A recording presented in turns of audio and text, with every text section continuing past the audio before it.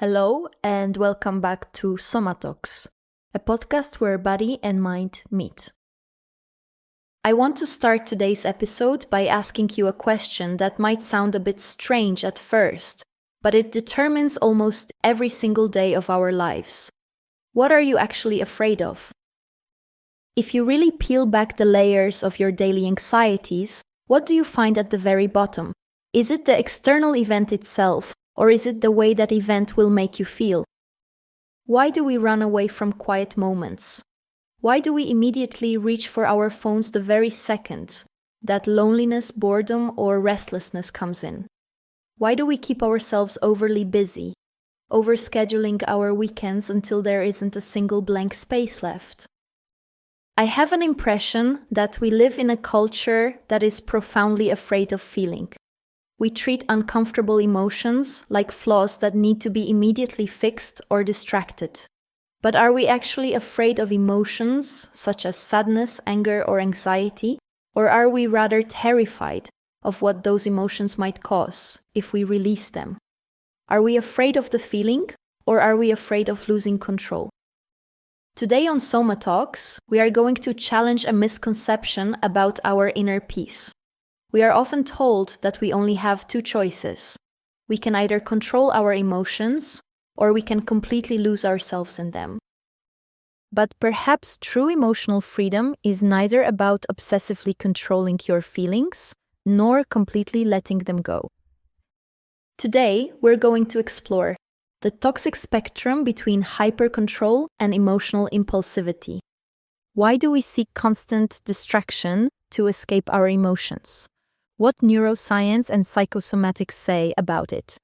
And also I will share a practical framework to help you reduce automatic reactivity. If you are ready, let's begin.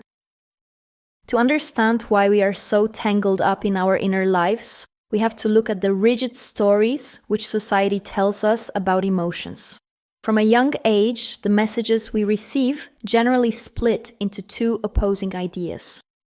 On one side, we have control. This is the traditional, rational approach. It's the narrative that says, stay strong, be rational, don't cry, keep your emotions under control. In this world, emotions are often viewed as messy, unpredictable, and counterproductive. We praise people for self-control, which, in the context of emotions, is often just a polite way of saying they are excellent at hiding their suffering. Then on the opposite side, we have the approach of freedom. This is the modern narrative that tells you, express everything. Say whatever you feel, exactly when you feel it. Follow your emotions blindly because they are your authentic truth. If you are angry, scream. If a situation feels uncomfortable, walk away. At first glance, these two approaches seem like opposites. One looks like a cage, the other looks like liberation. But if we look closer through a psychological lens, we discover that suppression and impulsive expression are actually just opposite ends of the exact same spectrum. They are both intensely reactive defense mechanisms designed to help you escape the present moment. Think about it this way. When you suppress an emotion, you are trying to push it away, because you are terrified it will overwhelm you. But when you impulsively act out an emotion, when you scream, slam a door, you are also trying to push the emotion away. You are finding a quick, explosive way to discharge the uncomfortable energy because your nervous system cannot tolerate holding it. In both scenarios, the emotion is the master and you are the servant. In the approach of control, you are running away from the emotion. In the impulsivity, the emotion has taken the steering wheel. Neither of these states is freedom. Now it is time for the key question. Why do we fear emotions? Firstly, we don't actually fear the abstract concept of an emotion. We fear what we think that emotion means about us. We fear the raw physical sensation of it. We worry that if we let ourselves feel even a small drop of the sadness we've been carrying, the dam will burst, and we will fall into a bottomless depression. We worry that if we acknowledge our true anger, we will destroy our relationships.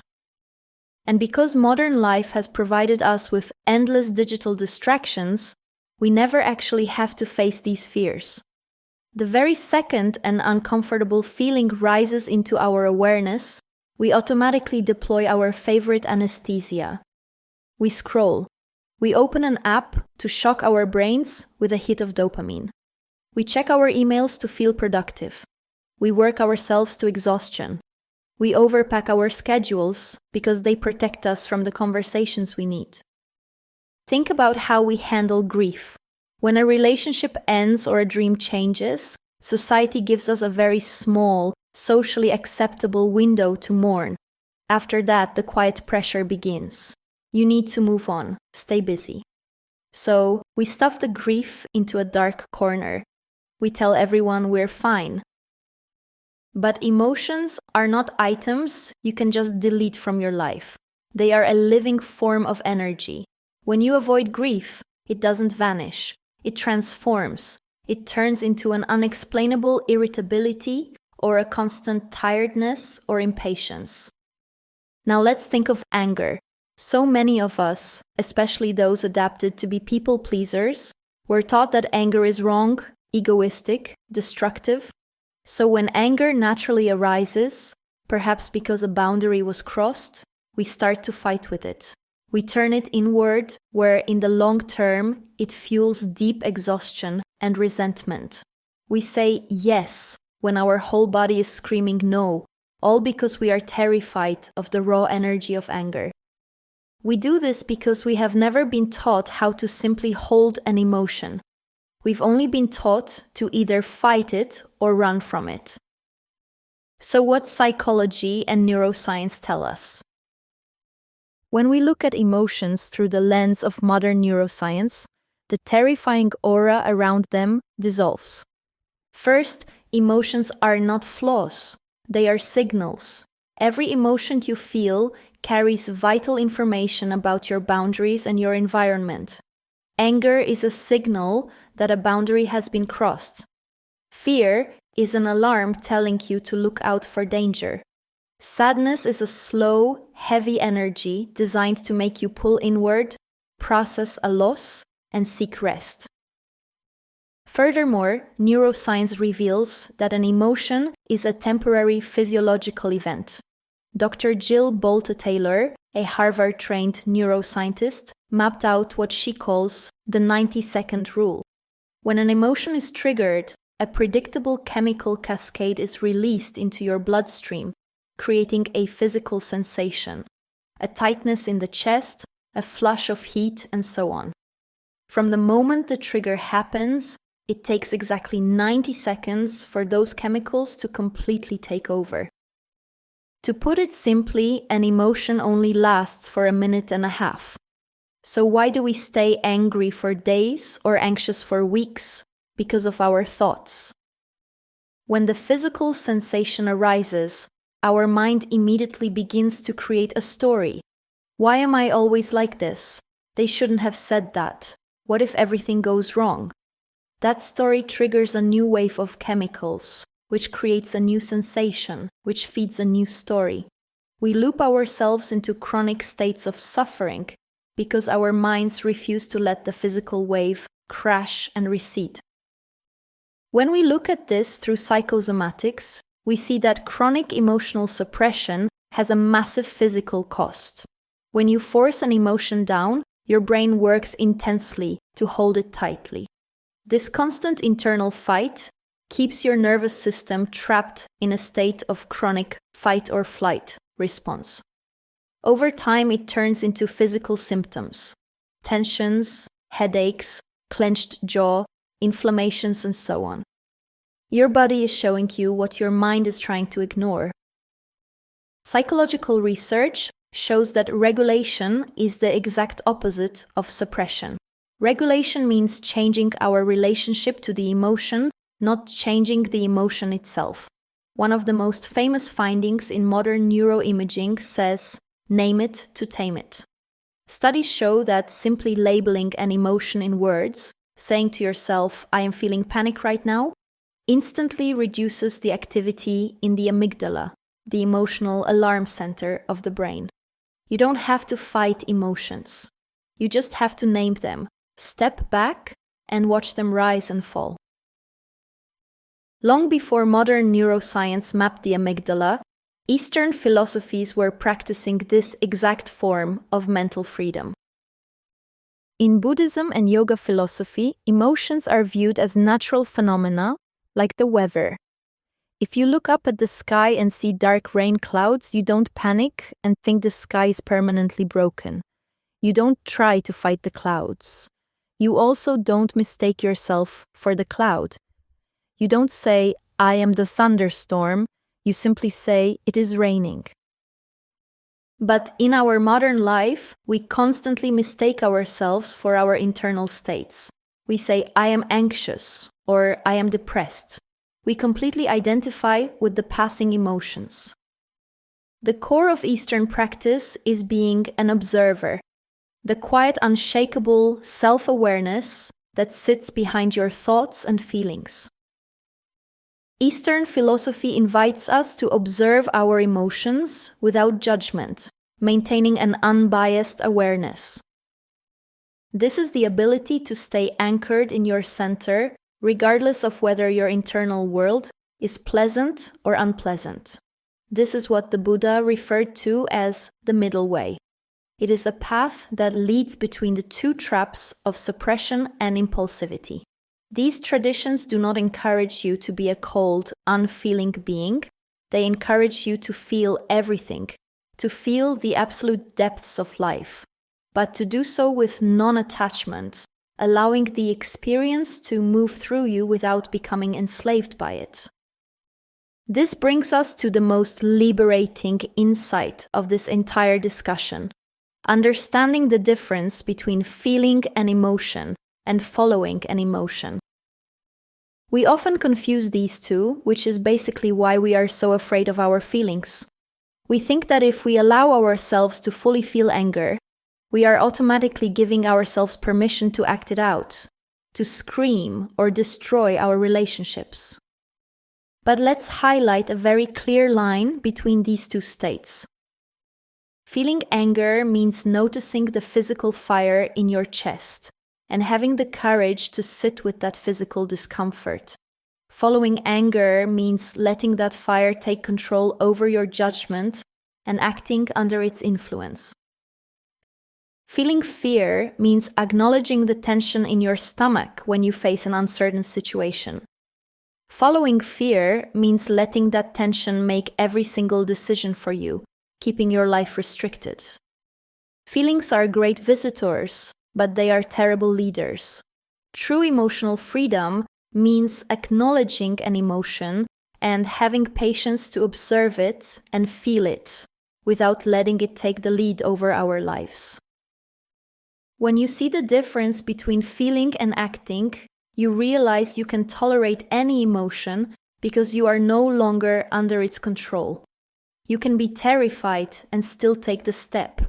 You can be heartbroken and still remain open to life. How you act is simply your decision. Also, true emotional freedom is not the absence of negative emotions. It is not some permanent state of toxic positivity. To be human is to feel the entire spectrum of existence. Emotional freedom also doesn't mean pushing onto everyone around you under the guise of being authentic.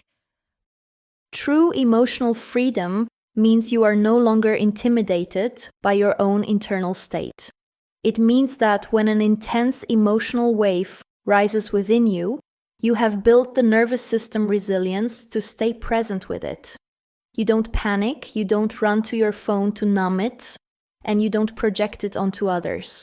You simply drop your anchor, plant your feet on the earth, and allow the wave to wash over you. When you realize that an emotion is just a 90-second chemical wave, just a physical sensation that you are entirely capable of holding without breaking, the world opens up to you. To bring this into your daily life, here are 3 practical somatic tools you can try. First, the somatic pause. The very next time you feel an emotional trigger, pause before you act. Turn your attention inward for just 30 seconds. Ask yourself, where is this emotion living in my body right now? Is it a tightness in my throat, a heat in my chest, or a clenching in my gut? Shifting your focus from the story in your head to the sensation in your body instantly drops you out of the fight or flight response. Second, don't judge. Stop categorizing your inner world into good and bad emotions. When anxiety comes, instead of saying, "I'm anxious again, this is awful," reframe it as raw energy. Say to yourself, "I feel strong sensation in my chest right now. My nervous system is holding a lot of energy. It's okay for this energy to be here." And the last one, the extended exhale. Our breath is the direct bridge to our nervous system. When you feel an emotional wave rising, make your inhales short and make your exhales twice as long. Breathe in for a count of 4 and exhale slowly through your mouth, as if blowing through a straw for a count of 8. This is stimulating the vagus nerve and signaling to your brain that you are physically safe. Before we finish, let's bring our awareness back to where we started. We spend so much of our lives trying to build a perfect internal world. We build massive mental dams to keep out sadness, fear, and rage, hoping that if we just stay controlled enough, we will finally feel safe. Or we let ourselves become a chaotic flood, sweeping away our own peace because we don't know how to contain the storm.